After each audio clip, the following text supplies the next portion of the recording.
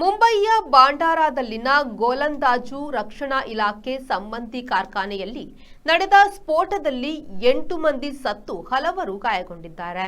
ರಕ್ಷಣಾ ಇಲಾಖೆಗೆ ಸೇರಿದ ಕಾರ್ಖಾನೆಯ ಇಡೀ ಮಾಡು ಪುಡಿಯಾಗಿ ಬಿದ್ದಿದೆ.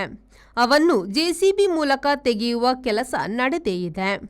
ಬಾಂಡಾರಾ ಜಿಲ್ಲೆಯ ಜವಾಹರ್ ನಗರದಲ್ಲಿ ಈ ಕಾರ್ಖಾನೆ ಇದೆ. ಇಡೀ ಸೂರು ಕೆಳಗೆ ಬಿದ್ದಿರುವುದರಿಂದ ಅದರಡಿ ಕೆಲವರು ಸಿಕ್ಕಿಬಿದ್ದಿದ್ದಾರೆ. ಹಾಗಾಗಿ ಗಾಯಾಳುಗಳ ಮತ್ತು ಸಾವಿನ ಸಂಖ್ಯೆ ಇನ್ನಷ್ಟು ಹೆಚ್ಚಬಹುದು ಎನ್ನಲಾಗಿದೆ. ಅವಶೇಷಗಳಡಿ 12 ಮಂದಿ ಸಿಕ್ಕಿಬಿದ್ದಿದ್ದಾರೆ ಎನ್ನಲಾಗಿತ್ತು.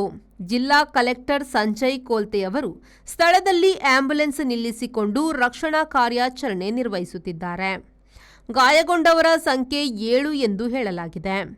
ಶುಕ್ರವಾರ ಬೆಳಿಗ್ಗೆ 10:30 ಗಂಟೆ ದಾಟಿದ ಹೊತ್ತಿಗೆ ಎಲ್ಟಿಪಿ ವಿಭಾಗದಲ್ಲಿ ಸ್ಫೋಟ ನಡೆದಿದೆ. ಇದು ರಕ್ಷಣಾ ಇಲಾಖೆಗೆ ಸೇರಿದ್ದಾದ್ದರಿಂದ ಮೋದಿ ಸರ್ಕಾರದ ವಿಫಲತೆಯೇ ಇದಕ್ಕೆ ಕಾರಣ ಎಂದು ಮಹಾರಾಷ್ಟ್ರದ ಪ್ರತಿಪಕ್ಷಗಳವರು ಆಪಾದನೆ ಮಾಡಿದ್ದಾರೆ.